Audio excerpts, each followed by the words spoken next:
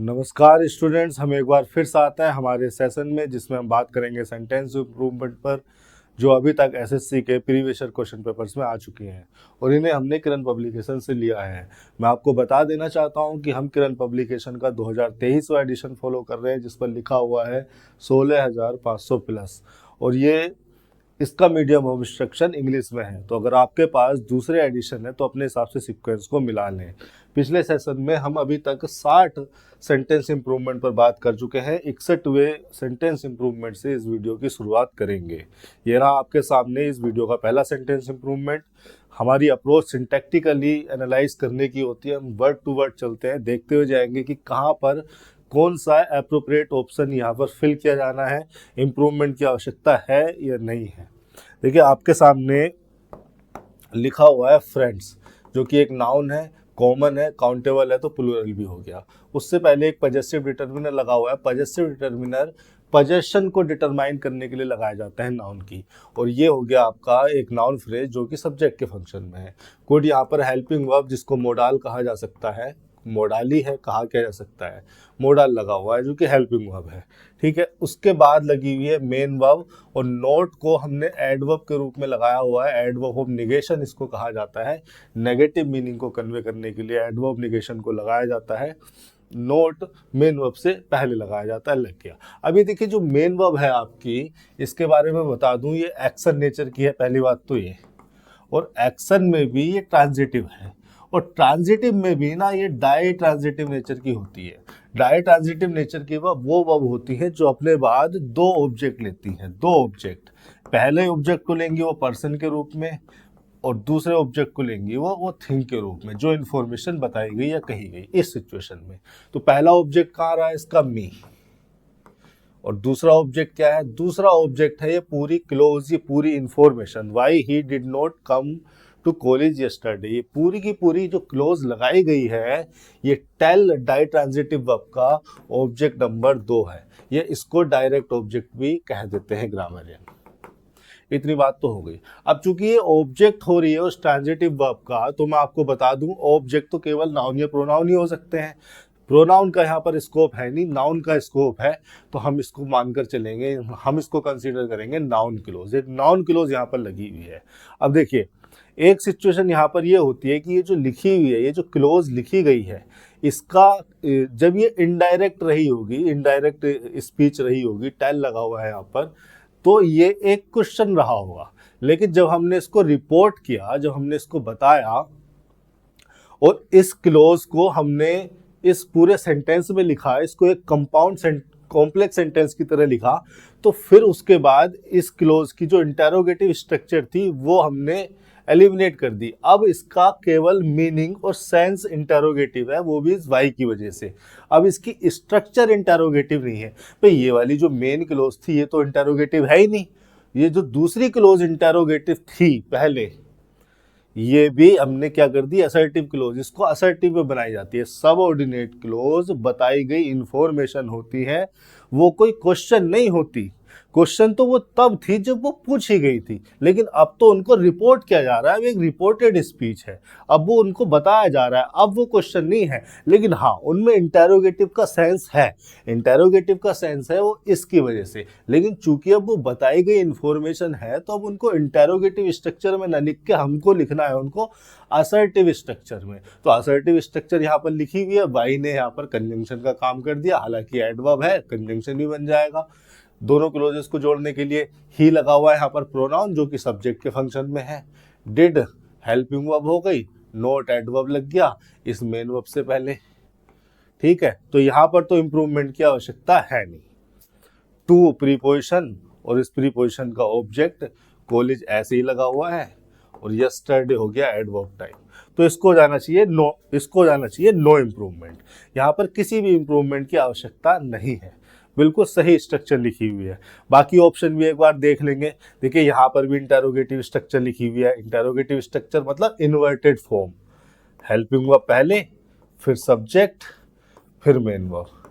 यहाँ भी यही है, helping verb, subject, main verb. यहाँ भी यही है, helping verb, subject, main verb. यहाँ तो इसने एक गलती और कर दी, एडवर्ब को जो कि मेन वर्ब से पहले लगाया जाता है हेल्पिंग वर्ब से पहले लगा दिया।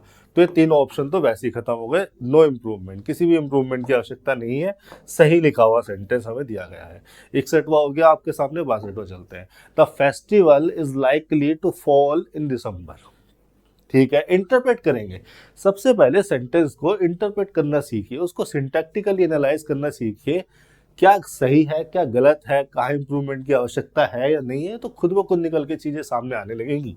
फेस्टिवल हो गया नाउन, द हो गया एक आर्टिकल, और ये जो पूरी की पूरी नाउन फ्रेज है, मैं आपको बता देता हूँ, कई बार पहले ही बता चुका हूँ कि नाउन और प्रोनाउन सेंटेंस में या तो सब्जेक्ट की भूमिका में हो सकते हैं या ऑब्जेक्ट की या कॉम्प्लीमेंट की। इसके अलावा पूरी इंग्लिश ग्रामर में उनका कोई फंक्शन नहीं होता। अब कॉम्प्लीमेंट ये तब होता जब यहाँ लिंकिंग वर्ब होती, लिंकिंग वर्ब यहाँ लगी नहीं है तो कॉम्प्लीमेंट तो ये है नहीं। ऑब्जेक्ट ये तब हो सकता था जब इससे पहले ट्रांजिटिव वर्ब या प्रीपोजिशन लगी होती, वो सिचुएशन भी नहीं है। यहाँ लगी है क्या कोई ट्रांजिटिव वर्ब प्रीपोजिशन? नहीं। इट मीन्स द फेस्टिवल क्या है, सब्जेक्ट हो गया। अब देखिए सब्जेक्ट है तो उसके बाद उसका आएगा प्रेडिकेट, और प्रेडिकेट मुख्यतः मेन वर्ब से ही स्टार्ट होते हैं, हेल्पिंग वर्ब या मेन वर्ब से ही स्टार्ट होते हैं। देखिए इज यहाँ पर लगी हुई है, अब ये जो बी की फॉर्म लगी हुई है, इस बी की फॉर्म को आप हेल्पिंग वर्ब कंसीडर करोगे या मेन वर्ब कंसीडर करोगे? हेल्पिंग वर्ब इसको तब कहा जा सकता था जब ये किसी मेन वर्ब के साथ आई हो, और अगर ये अकेली है, इकलौती वर्ब है सेंटेंस में, तब तो इसको ही मेन वर्ब कंसीडर करोगे। क्या कोई और वर्ब यहाँ पर लिखी हुई है? लिखी तो है, लेकिन वो मेन वर्ब नहीं है, वो तो 2 + V1 इन्फिनेटिव, जो कि एक नॉन फाइनाइट वर्ब कहा जाता है, नॉन फाइनाइट वर्ब कहा जाता है, वो लगा हुआ है। नॉन फाइनाइट वर्ब लगी हुई है लेकिन मेन वर्ब कोई और नहीं लगी, तो अभी तो निश्चित तौर पर इस बी को ही मेन वर्ब कंसीडर करोगे। अब अगर बी मेन वर्ब हो गई, हेल्पिंग वर्ब वो नहीं है, अगर वो मेन वर्ब हो गई तो वो किस नेचर की है? लिंकिंग नेचर की वर्ब है, और लिंकिंग नेचर की वर्ब के बाद लिखे जाते हैं कॉम्प्लीमेंट, और ये कॉम्प्लीमेंट लिखे जाते हैं उस सब्जेक्ट के लिए जो तो फेस्टिवल यहाँ पर लगा हुआ था। कॉम्प्लीमेंट के बारे में मैं आपको बता चुका हूँ, एडजेक्टिव हो जाते हैं, नाउन हो जाते हैं, प्रोनाउन हो जाते हैं, एडवर्ब मैनर वो नहीं हो सकते, क्योंकि एडवर्ब मैनर लगाए जाते हैं किसी वर्ब का मैनर बताने के लिए, जबकि जो कॉम्प्लीमेंट हम यहाँ पर लगा रहे हैं वो लगा रहे हैं सब्जेक्ट के लिए। लिंकिंग वर्ब तो सिर्फ उस कॉम्प्लीमेंट को लिंक करने के लिए आती है। ये जो कॉम्प्लीमेंट लगा रहता है लिंकिंग वर्ब के बाद, ये उस सब्जेक्ट के लिए होता है, और सब्जेक्ट नाउन प्रोनाउन हो सकता है, तो इसीलिए उसके अकॉर्डिंग पार्ट ऑफ स्पीच का वर्ड ये फ्रेज ही यहाँ आती है। इतनी बात हो गई। देखिए आगे क्या लिखा हुआ है, लाइकली। लाइकली के बारे में थोड़ा सा समझ लेते हैं कि लाइकली का क्या सीन है, किस तरह से ये मीनिंग, किस तरह के मीनिंग को कन्वे करता है। ये जो वर्ड है ना लाइकली, ये एक्चुअली में एडजेक्टिव भी हो जाता है और एडवर्ब भी हो जाता है। जब ये एडजेक्टिव होता है तो इसका मतलब होता है प्रोबेबल, जब ये एडवर्ब होता है तो इसका मतलब होता है प्रोबेबली। ठीक है, जैसे मैंने एक एग्जाम्पल लिखा है यहां पर, द रेन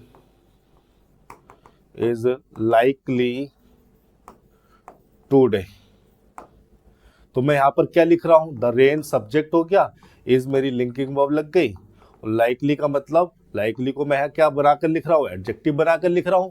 भाई अगर कोई लिंकिंग वर्ब है तो उसको चाहिए अपना कॉम्प्लीमेंट, और कॉम्प्लीमेंट तो कोई एडजेक्टिव ही हो सकता है। इसका मतलब लाइकली किस मीनिंग में है, प्रोबेबल के मीनिंग में है। The rain is probable today. अब अगर मैं एक सेंटेंस ऐसे लिखता हूं, सी विल लाइकली नीड क्लोथ्स। अब देखिए सी हो गया सब्जेक्ट, विल होगी अपनी मोडाल जो हेल्पिंग वर्ब कही जा सकती है, उसके बाद आ गई आपकी मेन वर्ब। अब ये लाइकली को आप एडजेक्टिव तो कंसीडर कर ही नहीं सकते, भाई एडजेक्टिव होगा तो किसी नाउन को मॉडिफाई करने के लिए आया होगा या किसी नाउन का कॉम्प्लीमेंट बन रहा होगा, ऐसे जैसे यहाँ बन गया था। अब तो निश्चित तौर पर ही एडवर्ब है, और एडवर्ब है इस मेन वर्ब के लिए, इस मेन वर्ब के बारे में कुछ बताने के लिए आया है। और नीड खुद एक ट्रांजिटिव वर्ब थी तो उसने अपना ऑब्जेक्ट ले लिया, इसमें कोई दिक्कत नहीं है। लेकिन लाइकली अगर एक एडवर्ब है तो इसका मतलब वो किसके मीनिंग में है, प्रोबेबली के मीनिंग में है। ठीक है, सी विल प्रोबेबली नीड क्लोथ्स। इस तरह से लाइकली वर्ड को आप फंक्शन में, लाइकली वर्ड के फंक्शन आप इस तरह के देखोगे, इस तरह के मीनिंग को कन्वे करते हुए आप पाओगे। वापस आते हैं हमारे सेंटेंस पे। क्या आप बता सकते हैं कि लाइकली यहाँ पर किस फंक्शन में है, किस तरह के मीनिंग को कन्वे कर रहा है? लाइकली यहाँ पर एडजेक्टिव के फंक्शन में है और कॉम्प्लीमेंट हो रहा है द फेस्टिवल का, और वो प्रोबेबल के मीनिंग को कन्वे कर रहा है। The festival is probable to fall in December. अब देखिए जो टू फॉल है, टू प्लस V1 इन्फिनेटिव, मैं इनके बारे में पहले ही बता चुका हूं। ये सेंटेंस में नाउन भी हो जाते हैं, एडजेक्टिव भी हो जाते हैं और एडवर्ब भी हो जाते हैं। यहां पर ये क्या हो रहा है, देखिए नाउन कोई भी इन्फिनेटिव या कोई भी वर्ड, कोई भी फ्रेज, कोई भी क्लोज नाउन तभी हो सकती है जब वो सब्जेक्ट, ऑब्जेक्ट या कॉम्प्लीमेंट के फंक्शन में हो। सब्जेक्ट यहां होने का इसका स्कोप नहीं, सब्जेक्ट तो सेंटेंस का वो पहले ही आ गया, एक सेंटेंस का एक ही तो सब्जेक्ट लिखोगे। ऑब्जेक्ट यहां पर वो हो नहीं सकता क्योंकि इससे पहले कोई ट्रांजिटिव वर्ब या प्रीपोजिशन लिखी नहीं है। केवल ट्रांजिटिव वर्ब ही अपने बाद ऑब्जेक्ट लेती है, केवल प्रीपोजिशन ही अपने बाद ऑब्जेक्ट लेते हैं। कॉम्प्लीमेंट भी ये नहीं हो सकता क्योंकि इससे पहले कोई लिंकिंग वर्ब नहीं लिखी है। एक लिंकिंग वर्ब लिखी थी लेकिन उसने तो अपना कॉम्प्लीमेंट ले लिया ना लाइकली को। तो ये नाउन तो है नहीं, जब सब्जेक्ट नहीं है, ऑब्जेक्ट नहीं है, कॉम्प्लीमेंट नहीं है, तो नाउन कहोगे किस आधार पर? एडजेक्टिव भी ये नहीं हो सकता क्योंकि एडजेक्टिव होने के लिए जरूरी है कि ये किसी नाउन को मॉडिफाई करे या फिर किसी लिंकिंग वर्ब का कॉम्प्लीमेंट बने। किसी नाउन को मॉडिफाई करने के लिए लगाया नहीं गया है तो एडजेक्टिव भी इसे नहीं कहा जा सकता। अब तो इसको एडवर्ब भी कंसीडर करना पड़ेगा, और ये एडवर्ब टू फॉल आया है इस लाइकली के बारे में बताने के लिए कि जो लाइकलीनेस है, जो प्रोबेबिलिटी बताई जा रही है किस चीज में, किस एक्शन की प्रोबेबिलिटी बताई जा रही है। तो इन्फिनेटिव टू फॉल को लगाया गया है लाइकली के बारे में बताने के लिए। लाइकली के मीनिंग में कुछ ऐड कर रहा है तो इसको मैं एडवर्ब ही कंसीडर करके चलूंगा। अब चूंकि ये एडवर्ब तो बन गया लेकिन है ये नॉन फाइनाइट वर्ब। चूंकि वर्ब है तो इसमें वर्ब का एट्रीब्यूट हमें चेक करना पड़ेगा। वर्ब के एट्रीब्यूट को ये कैरी करके चलेगा, उसको ये छोड़ेगा नहीं। और वर्ब का एट्रीब्यूट है इस वर्ड में, फॉल में।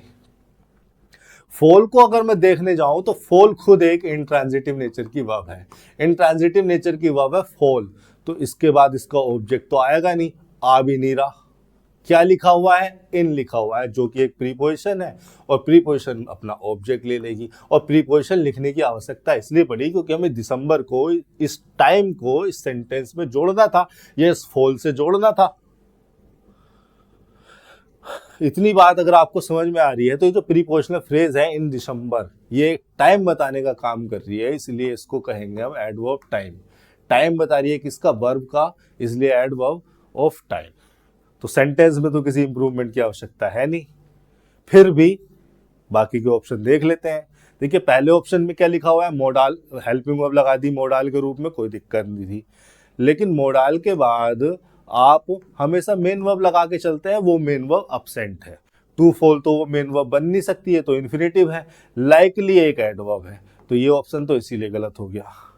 देखिए will be likely to fall, ये सेंटेंस, ये ग्रामेटिकली अगर इसको एनालाइज करने की कोशिश करें तो क्या है? विल एक हेल्पिंग वर्ब है, ठीक है, बी मेन वर्ब लगा दी, लाइकली फिर एडवर्ब लगा दिया। अब अगर लाइकली को एडवर्ब लगाना भी था तो इस मेन वर्ब से पहले लगाना था। विल, मैंने क्या बताया था आपको? यहां पर जब मैंने लाइकली को यूज किया था एडवर्ब बनाकर तो नीड मेन वर्ब से पहले लिखा था, और यहां आपने क्या किया? आपने ऑप्शन में उस एडवर्ब को मेन वर्ब के बाद लगा दिया। ये तो ग्रामेटिकली गलत हो गया। हम एक ग्रामेटिकली अरेंजमेंट को फॉलो करते हैं जो कि ज्यादा सुटेबल और ज्यादा अप्रोप्रिएट हो। लाइकली को अगर एडवर्ब बनाना भी था तो बी से पहले लगाना था। एक बात तो ये, और दूसरी बात ये कि ये लिखकर हम किस तरह के मीनिंग को कन्वे करना चाह रहे हैं। मतलब जो प्रोबेबिलिटी हम दिसंबर में बताने की कोशिश कर रहे हैं उसके लिए हमने इज लाइकली लगा दिया, the festival is likely to fall in December, कि अभी प्रोबेबिलिटी है दिसंबर में फॉल करने की, और उस प्रोबेबिलिटी को हम फ्यूचर में ले आने की कोशिश कर रहे हैं। तो हम उस सेंटेंस के ऑब्जेक्टिव मीनिंग से दूर जा रहे हैं, हम टेंस चेंज कर रहे हैं। ठीक है, जिस प्रोबेबिलिटी को हम प्रेजेंट पे बता रहे हैं, प्रेजेंट पे शो कर रहे हैं, उस प्रोबेबिलिटी को हम फ्यूचर में ले जा रहे हैं, आगे के टाइम में ले जा रहे हैं। तो टेंस तो चेंज कर ही रहे हैं हम सेंटेंस का, ऑब्जेक्टिव मीनिंग से तो छेड़छाड़ कर ही रहे हैं। और दूसरी बात ये कि ये सिंटैक्टिकली भी गलत है। लाइकली को अगर एडवर्ब बनाना था तो बी से पहले लगाते, इसलिए ऑप्शन भी गलत है। तीसरा ऑप्शन भी गलत है क्योंकि उसमें कोई मेन वर्ब है ही नहीं। विल हेल्पिंग वर्ब हो गई, उसके बाद आपने ये एडवर्ब लगा दिया, फिर उसके बाद प्रीपोजिशन आ गया, और प्रीपोजिशन के बाद तो वैसे ही अगर ऑब्जेक्ट लगाना था तो वो तो जीरंड लगाते, यानी कि फॉल नहीं फॉलिंग लगाते। एक गलती तो ये यहाँ थी और दूसरी गलती यहाँ से मेन वर्ब गायब थी। तो ये तीनों ऑप्शन तो बेकार बकवास दे रखे हैं, आपको देखते ही एलिमिनेट कर देने थे। 62वें का हो जाएगा नो इम्प्रूवमेंट, चौथा ऑप्शन। 63वें सेंटेंस पर चलते हैं। क्या लिखा हुआ है आपके सामने? I asked the traveller where is he going. Okay, I देखिए हो गया एक प्रोनाउन जो कि सब्जेक्ट के फंक्शन में है। ऑब्जेक्ट और कॉम्प्लीमेंट होने का स्कोप यहाँ है नहीं, क्योंकि ऑब्जेक्ट तब होता जब यहाँ कोई ट्रांजिटिव वर्ब लगी होती है, उस ट्रांजिटिव वर्ब का ऑब्जेक्ट हो जाता, या फिर प्रीपोजिशन होती है उस प्रीपोजिशन का ऑब्जेक्ट हो जाता। ऐसा कुछ लिखा नहीं है। कोई लिंकिंग वर्ब भी यहाँ नहीं लिखी जो मैं कह दूं कि सारी ये लिंकिंग वर्ब का कॉम्प्लीमेंट हो रहा है और यहाँ कोई सब्जेक्ट लिखा होगा, ऐसी कोई सिचुएशन भी नहीं है। तो आई प्रोनाउन हो गया आपका सब्जेक्ट। आस्क्ड हो गई आपकी मेन वर्ब, वर्ब की सेकंड फॉर्म यहां पर लगी हुई है, ठीक है। और ये जो मेन वर्ब है आपकी एक्शन नेचर की वर्ब है, और एक्शन में भी ट्रांजिटिव एक्शन है, और ट्रांजिटिव में भी आप ध्यान से देखोगे तो ये डाई ट्रांजिटिव एक्शन है। Ditransitive action, ditransitive verb या डाई ट्रांजिटिव एक्शन वो वर्ब होते हैं जो अपने बाद दो ऑब्जेक्ट लेते हैं। भाई किससे पूछा और क्या पूछा, ठीक है। आस्क का मतलब टू इंक्वायर समवन, कि आपने किससे इंक्वायरी की और आपने उससे क्या इंक्वायरी की, क्या इंफॉर्मेशन जानने की कोशिश की। तो आस्क, ये आस्क डाई ट्रांजिटिव वर्ब है, इसलिए दो ऑब्जेक्ट लेती है। मैं पहले कई लेक्चर में इसको खोल खोल के दिखा चुका हूं, उतना नहीं खोलेंगे। तो आस्क का पहला ऑब्जेक्ट तो हो गया ये द ट्रैवलर, दूसरा ऑब्जेक्ट हो गया ये पूरी इंफॉर्मेशन, किससे पूछा और क्या पूछा, किससे आस्क किया और क्या आस्क किया। ये हो गया होम का रिप्लाई, और ये हो गया आपका व्हाट का रिप्लाई, ठीक है, दूसरा ऑब्जेक्ट। अब देखिए फिर वही बात आ गई जो मैंने आपको थोड़ी देर पहले एक सेंटेंस में समझाई थी।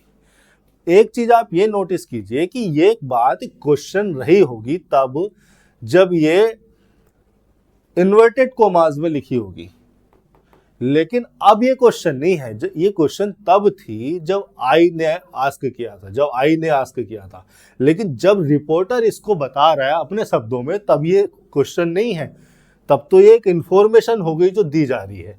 तो इस इंफॉर्मेशन को इंटेरोगेटिव में न लिख के असर्टिव स्ट्रक्चर में लिखा जाता है, और असर्टिव स्ट्रक्चर ये होती नहीं है, ये तो इंटेरोगेटिव स्ट्रक्चर लिखी हुई है। आपने पहले हेल्पिंग वर्ब लिख दिया, फिर सब्जेक्ट, फिर आप मेन वर्ब लिख रहे हैं, तो आप इसको असर्टिव स्ट्रक्चर में लिखेंगे। वेयर, हाँ वेयर वर्ड सफिशिएंट है उस इंटेरोगेशन के, उस क्वेश्चन के मीनिंग को कन्वे करने के लिए, लेकिन अब स्ट्रक्चर इसकी इंटेरोगेटिव नहीं रख सकते, अब इसकी स्ट्रक्चर को असर्टिव करना पड़ेगा। इंटेरोगेशन ये तब थी जब आई ने एक वर्ड कहे थे, लेकिन अब ये आई के द्वारा कहे हुए वर्ड नहीं लिखे, अब ये रिपोर्टर के कहे हुए वर्ड लिखे हैं, ठीक है। तो वेयर ही इज गोइंग, इसको असर्टिव करना पड़ेगा, ठीक है। एक तो चीज ये हो गई। दूसरी चीज ये है कि अगर मेन वर्ब आपकी जो मेन क्लोज है उसकी मेन वर्ब की सेकंड फॉर्म है, पास्ट इंडेफिनिट है, तो ये वाली क्लोज, ये वाली इंफॉर्मेशन तो अपने आप ही उस टाइम में चली गई। जब उस टाइम में चली गई तो वेयर ही इज गोइंग नहीं, वेयर ही वाज गोइंग हो जाएगा। अब देखो कहाँ है वो ऑप्शन, ये है, बाकी सब गलत है। ये टेंस की वजह से गलत हो गया, और ये इंटेरोगेटिव स्ट्रक्चर लिखी हुई है, और ये भी इंटेरोगेटिव स्ट्रक्चर लिखी हुई थी। तो इसका तीसरा ऑप्शन सही हो जाएगा, 63 का तीसरा। 64वें पे चल लेते हैं। क्या लिखा हुआ है? The bird sanctuary is about 10 kilometre inside from central Delhi, ठीक है। सेंचुरी हो गया आपका नाउन, बर्ड हो गया आपका एडजेक्टिव, सेंचुरी के बारे में बताने के लिए द हो गया आर्टिकल, और ये नाउन फ्रेज हो गई, ये नाउन फ्रेज आपकी बन गई सब्जेक्ट। इज लगा हुआ है।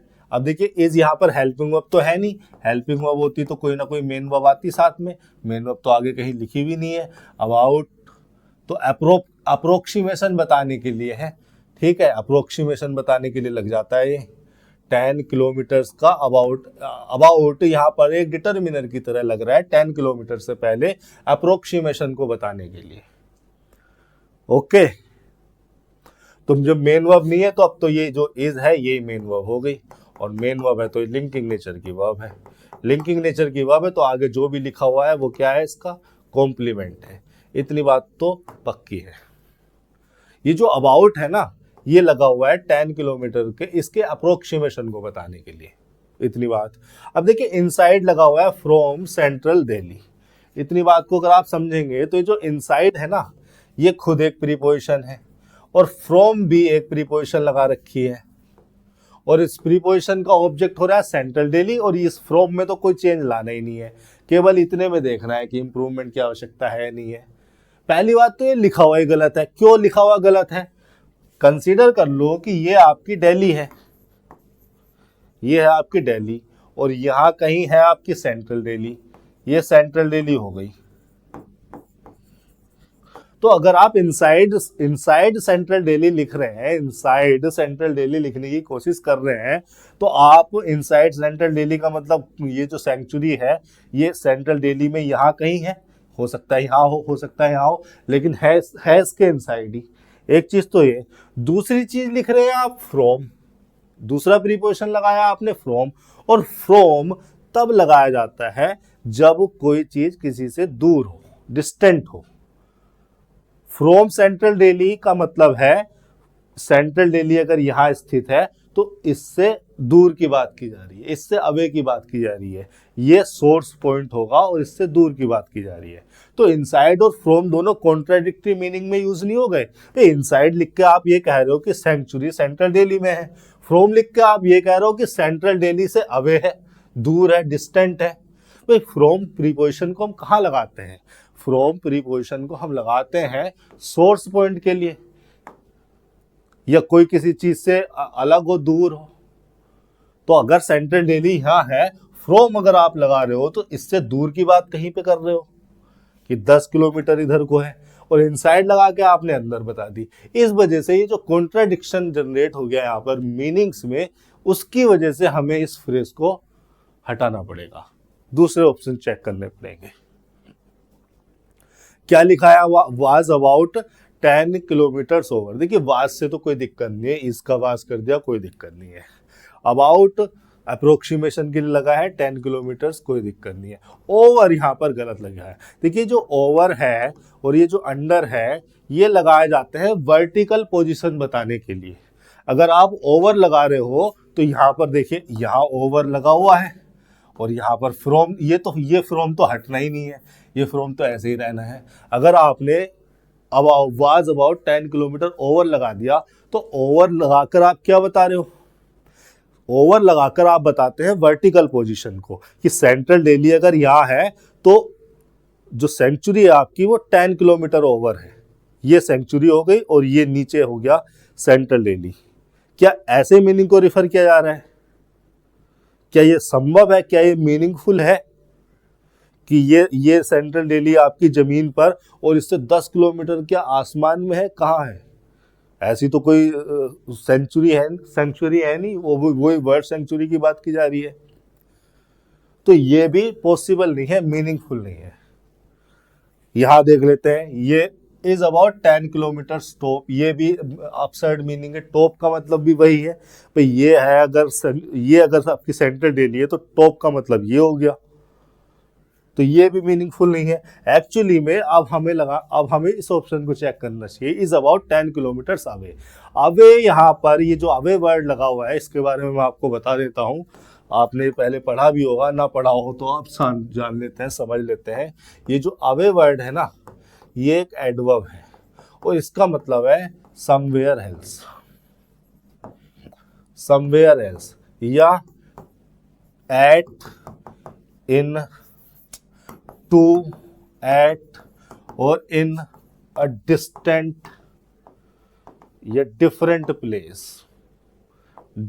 प्लेस और पोजीशन। ये जो अवे वर्ड है ये एक एडवर्ब है, और ये रिफर करता है, एडवर्ब प्लेस ही है, और ये रिफर करता है एक ऐसे प्लेस को जो कि डिस्टेंट हो, एक डिफरेंट प्लेस हो, समवेयर एल्स हो। यहां नहीं, समवेयर एल्स। या यहाँ पे अगर यहाँ पर खड़े होकर बात की जा रही है और हम अवे लिख रहे हैं, तो अवे से हम रिफर कर रहे हैं किसी डिस्टेंट या डिफरेंट प्लेस पे कुछ है, या वहां पर कुछ हो गया, या वहां को कुछ चला गया। तो इस मीनिंग को कन्वे करने के लिए हम अवे को यूज करते हैं। अवे एक्चुअली में यहाँ पर बिल्कुल अप्रोप्रिएट मीनिंग के साथ फिट होगा। देखिए कैसे, मैं इसको हटा देता हूं यहाँ पर। ये अगर आपकी सेंट्रल दिल्ली है, ये अगर आपकी सेंट्रल दिल्ली है, तो अवे आपने क्या लिखा है यहाँ पर, आपने लिखा है यहाँ पर is about 10 kilometres away from central Delhi, ये लिखा आपने। 10 is about 10 kilometres away. Away का मतलब है एक डिस्टेंट प्लेस, और फ्रॉम आपने इस डिस्टेंट को, इस डिस्टेंटनेस को बताने के लिए, इस डिफरेंट प्लेस को बताने के लिए आपने फ्रॉम प्रीपोजिशन लगा दी, फ्रॉम सेंट्रल दिल्ली, और अवे लगा दिया आपने इस पोजीशन को रिफर करने के लिए। तो यहां पर हो जाएगा बिल्कुल तीसरा ऑप्शन, 64वें का तीसरा। बाकी ये सब मीनिंगलेस हो रहे थे, अपसर्ड मीनिंग के साथ लिखे हुए थे, फिट ही नहीं हो रहे थे, फ्रॉम के साथ ही जस्टिफाइबल नहीं थे, और मीनिंगफुल तो थे ही नहीं। ये हो गया आपका 64वां सेंटेंस। 65वें पर चल लेते हैं। This is so important a matter. This आपके सामने एक प्रोनाउन की तरह लगा है, जो कि एक सब्जेक्ट है। देखिए, दिस डिटर्मिनर भी हो जाता है और प्रोनाउन भी हो जाता है, लेकिन डिटर्मिनर वो तब होगा जब किसी नाउन से पहले लिखा होगा, उस नाउन को डिटरमाइन करने के लिए। जैसे मैं लिख दूं यहाँ पर दिस कार, तो कार यहाँ पर नाउन हो गई और दिस हो गया डिटर्मिनर। लेकिन यहाँ पर वो डिटर्मिनर तो है नहीं, किसी नाउन के साथ तो आया नहीं है, वो क्या है, प्रोनाउन। वो नाउन की जगह आया, नाउन के लिए आया है, ठीक है, नाउन के स्थान पर आया है, तो वो हो गया प्रोनाउन। दिस इज यहाँ पर लग गई फिर से एक लिंकिंग वर्ब। मेन वर्ब भी होती है सारी की सारी लिंकिंग वर्ब। उसके बाद जो भी लिखा हुआ है सारा का सारा कॉम्प्लीमेंट ही लिखा हुआ है। कॉम्प्लीमेंट का मतलब होता है हिंदी में पूरक। पूरक मतलब जो पूरा करे। किसे पूरा करे, मीनिंग को पूरा करे। किसके मीनिंग को पूरा करे, सब्जेक्ट के मीनिंग को पूरा करे। मतलब ये जो भी लिखा रहेगा सब्जेक्ट के बारे में ही कोई इंफॉर्मेशन है, उसी के मीनिंग को पूरा करने के लिए कॉम्प्लीमेंट लगाया गया है और लिंक कर दिया गया है इस लिंकिंग वर्ब इज से। इसीलिए इसको लिंकिंग वर्ब कहा जाता है, क्योंकि ये लिंक करती है। अब अगर आप ध्यान से देखेंगे कि ये जो मैटर है ये काउंटेबल नाउन है। चूंकि ये काउंटेबल नाउन है तो इसके साथ आर्टिकल तो आना ही आना है। अब वो आर्टिकल ए हो या एन हो वो बाद में देखेंगे, लेकिन आर्टिकल आना जरूर है, ए या एन। अब इन दोनों ऑप्शन को अगर आप ध्यान से देखो तो वैसे ही एलिमिनेट हो गए। भाई यहाँ पर ना ए लगा है ना एन लगा है, यहाँ पर भी ए नहीं लगा है। हाँ, यहाँ पर अगर अब वेरी इंपॉर्टेंट मैटर लिखा होता ना तो ये ऑप्शन ठीक हो जाता, और यहाँ पर भी कुछ कोई आर्टिकल लगा होता, इस जगह पे लगाया जाता है क्वाइट के साथ, क्वाइट एन लगाया जाता है क्योंकि इंपॉर्टेंट वोवेल साउंड के साथ है, तो ये भी ठीक हो जाता। तो ये दोनों ऑप्शन तो आप वैसे ही हटा दो, क्योंकि मैटर आपका काउंटेबल नाउन है, और काउंटेबल नाउन होने की वजह से उसके साथ एक आर्टिकल आना चाहिए था, जो कि इन दोनों ऑप्शन में गायब है। अब देखिए, आपको पता होना चाहिए सो और सच के डिफरेंस के बारे में। सो और सच के डिफरेंस के बारे में आपको पता है, सो का यूसेज पता है, सो का फंक्शन पता है, सच का मीनिंग पता है, सच का फंक्शन पता है, तभी आप बता पाएंगे कि इनमें से कौन सा वाला सही है और क्यों सही है। आप अगर सो के बारे में जानते हैं तो फिर आप ये जाने कि सो और सच में क्या डिफरेंस है, कहां पर हम सो यूज करते हैं, कहां पर सच। इसी चीज पर थोड़ा सा प्रकाश डालने के लिए मेरे 2-4 सेंटेंस देखिए जरा। देखिए, जो वर्ड है ना सो, ये एडवर्ब भी हो जाता है और ये कंजंक्शन भी हो जाता है। जब ये कंजंक्शन होता है ना, तो जिस क्लोज को ये जोड़ता है, कंजंक्शन माने क्या, कंजंक्शन माने कोई क्लोज को जोड़ेगा, तो जिस क्लोज को ये जोड़ता है ना वो क्लोज रिजल्ट होती है। वो रिजल्ट कोई प्रॉपर रिजल्ट लिखा होता है, प्रॉपर रिजल्ट लिखा होता है। पहले आपने कोई इंफॉर्मेशन लिखी और उस इंफॉर्मेशन का, उस एक्शन का या जो भी कुछ हुआ है उसका रिजल्ट आप लिखना चाहते हैं, तो सो से जोड़कर उस रिजल्ट को लिख सकते हैं। ठीक है, हमें फोकस करना है इसके एडवर्ब वाले फंक्शन पर। कंजंक्शन वाले फंक्शन पर कभी और डिटेल में बात करेंगे। पिछली कुछ वीडियोस में मैं सो के कंजंक्शन वाले फंक्शन पर बात कर भी चुका हूं, क्योंकि वहां पे रिक्वायर्ड था। यहाँ पे रिक्वायर्ड है सो के एडवर्ब वाले फंक्शन को उजागर करना। देखिए, सो जब एडवर्ब होता है तो वो एडजेक्टिव या एडवर्ब दोनों को मॉडिफाई कर सकता है, दोनों को मॉडिफाई कर सकता है। वर्ब को ये मॉडिफाई नहीं करता, कर सकता है। ये इसका नेचर है या मीनिंग समझ लो। और किस किस मीनिंग को रिफर कर रहा होता है या किस रिफर्ड मीनिंग में सो को हम एडवर्ब की तरह यूज करते हैं, जब हम किसी ग्रेट डिग्री या एक्सटेंट को रिफर कर रहे होते हैं। टू अ ग्रेट डिग्री और एक्सटेंट, ठीक है। या किसी इंडिकेटेड डिग्री या एक्सटेंट को रिफर कर रहे होते हैं तो भी हम सो का एडवर्ब की तरह यूज कर लेते हैं किसी एडजेक्टिव या एडवर्ब को मॉडिफाई करने के लिए। टू एन इंडिकेटेड, अभी एग्जाम्पल से समझ में आएंगे कि मैं क्या लिख रहा हूं। टू एन इंडिकेटेड डिग्री और एक्सटेंट। देखिए फॉर एन एग्जाम्पल मैंने एक सेंटेंस लिखा, it was so hot today.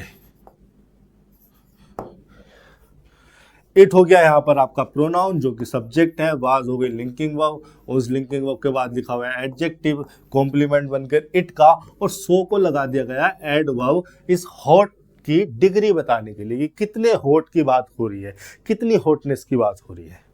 और टुडे एक एडवर्ब टाइम लगा है। ये सेंटेंस आपने अपने दोस्तों को बोलते हुए लिखते हुए पाया होगा। मैं आपको बता दूं कि फॉर्मल कम्युनिकेशन में ग्रामरियन इस सेंटेंस को गलत मानते हैं। हाँ, इनफॉर्मल कम्युनिकेशन में हमारी आम बोलचाल की भाषा में ये सेंटेंस चल जाएगा, लेकिन उस समय पे भी ये कहा जाता है कि सो को जरा खींच कर बोलिए, सो को जरा खींच कर बोलिए, ऐसे बोलिए it was so hot today. Informal communication में सो ग्रेट डिग्री या एक्सटेंट को बताने के लिए ग्रामरियन को सही लगता है, लेकिन जब वो फॉर्मल राइटिंग की बात करते हैं, ऑफिशियल राइटिंग की बात करते हैं, तो सो को इस मीनिंग में, इस यूसेज में अवॉइड करते हैं। वो क्या कहते हैं कि अगर आपको ग्रेट डिग्री एक्सटेंट को दिखाना है तो आप वेरी लिखो ना, वेरी एकदम फॉर्मल है, आप लिखो it was very hot today.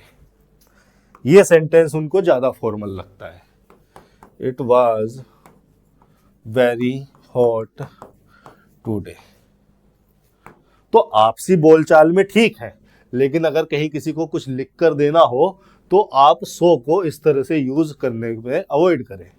जैसे आपने कई बार लड़कियों को या लड़कों को बोलते हुए पाया होगा, I love you so much. ये भी क्या है, I love you so much. Much एक एडवर्ब हो गया, सो इस एडवर्ब को मॉडिफाई करने के लिए आ गया। ये भी इनफॉर्मल ही है, इनफॉर्मल कम्युनिकेशन में ही चलेगा। लेकिन अगर इस सेंटेंस को आप फॉर्मली लिखना चाहते हैं, सही से ऑफिशियल लिखना चाहते हैं, तो आपको लिखना चाहिए I love you very much. ठीक है, ये फॉर्मल है, ये फॉर्मल कम्युनिकेशन है। और यहां पर भी ये रिकमेंड किया जाता है कि अगर इस सेंटेंस को बोल रहे हो आप I love you so much को, तो सो को जरा थोड़ा सा खींच कर बोलो, थोड़ा सा इमोशनल कंपोनेंट जोड़ने की कोशिश की जाती है इस सेंटेंस में।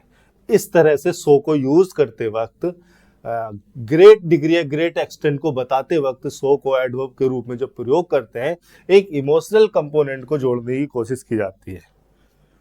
You are so beautiful, you are so nice, emotional component को जोड़ने की कोशिश की जा रही है। इतनी बात हो गई। अच्छा, एक सेंटेंस लिख के और मैं आपको समझाता हूं। जैसे मैंने लिखा, you should not be so lazy.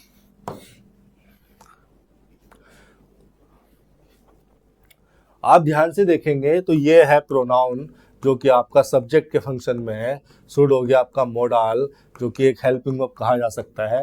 Note adverb लगा है, बी लगी है मेन वर्ब, और चूंकि मेन वर्ब लिंकिंग नेचर की है तो उसने अपने बाद एडजेक्टिव को ले लिया कॉम्प्लीमेंट बनाकर, और सो लग गया एडवर्ब। देखिए, देखने पढ़ने में अटपटा सा लगेगा, लेकिन ये सेंटेंस सही है, एक्सेप्टेबल है। वो इसलिए क्योंकि यहाँ पर सो एडवर्ब लगाकर एक इंडिकेटेड डिग्री को रिफर किया जा रहा है, to an indicated degree, indicated degree. लेकिन किस कंटेक्स्ट में लिखा हुआ है सेंटेंस, किस कंटेक्स्ट में लिखा हुआ है, क्या बैकग्राउंड है सेंटेंस को बोलने की, और किस तरह से ये एक इंडिकेटेड डिग्री को रिफर कर रहा है, और वो इंडिकेटेड डिग्री है क्या जिसको सो रिफर कर रहा है। फॉर एन एग्जाम्पल, हमने अपने दोस्त को देखा बहुत देर से बैठा हुआ है, तो हमने उसको देखकर कह दिया you should not be so lazy. तो कंटेक्स्ट देखिए, उस कंटेक्स्ट के हिसाब से ये सेंटेंस सही हो जाएगा। लेकिन वैसे तो ये एक इनफॉर्मल कम्युनिकेशन ही है। लेकिन अगर हम इंडिकेटेड डिग्री को रिफर करना चाह रहे हैं तो वो इंडिकेटेड डिग्री का हमारे पास रेफरेंस होना चाहिए। जैसे कि यहां है क्या क्या इंडिकेटेड डिग्री है यहां पर, your current level of laziness. भाई सो लेजी बताकर हम किसको रिफर कर रहे हैं, करंट लेवल ऑफ लेजीनेस जो है, करंट लेवल ऑफ लेजीनेस। हमने अपने दोस्त को देखा बैठे हुए, काफी देर से बैठा हुआ है, उसकी इस करंट लेवल की लेजीनेस को रिफर करने के लिए हमने उसको कह दिया सो लेजी। तो इस कंटेक्स्ट में सेंटेंस एक्सेप्टेबल है, बोलते हुए पाओगे। किसी नोवेल वगैरह में भी लिखा हुआ मिल जाएगा अगर पहले 2-4 सेंटेंस लिखे हैं उस इंडिकेटेड डिग्री को रिफर करने के लिए। तो कंटेक्स्ट वैसा होना चाहिए। लेकिन कई बार इस इंडिकेटेड डिग्री को सेंटेंस में लिख दिया जाता है और उस सिचुएशन में तो सेंटेंस पूरी तरह से ही एक्सेप्टेबल हो जाता है। जैसे मैंने लिखा I was so hungry that I at everything. तो ये जो डैट क्लोज मैंने लगाई है, ये जो सबऑर्डिनेट क्लोज मैंने लगाई है, उसी इंडिकेटेड डिग्री को रिफर करने के लिए लगाई गई है। उसी इंडिकेटेड डिग्री को रिफर करने के लिए मैंने डेट क्लोज लगाई गई है। इसलिए ये कहा जाता है कि सो के साथ डेट क्लोज लगाना बिल्कुल एप्रोप्रिएट होता है, जस्टिफाइबल होता है। क्योंकि सो जिस इंडिकेटेड डिग्री को रिफर कर रहा होता है, डेट क्लोज लगाकर हम उसी इंडिकेटेड डिग्री के बारे में इंफॉर्मेशन दे देते हैं। तो एक तरीके से हम सो के मीनिंग को कंप्लीट कर देते हैं, उसके सेंस को कंप्लीट कर देते हैं, और ये पूरी तरह से फॉर्मल सेंटेंस कंसीडर किया जाता है। ये पूरी तरह से फॉर्मल हो जाता है। ये हो गई बात सो के बारे में।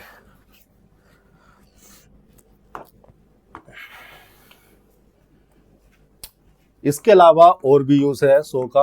आप सो को मैनी के साथ, अगर कोई मैनी नाउन लिखा है या मच लिखा है, मच प्लस नाउन, फ्यू वगैरह के साथ यूज कर सकते हैं, लिटिल वगैरह के साथ आप यूज कर सकते हैं इसको।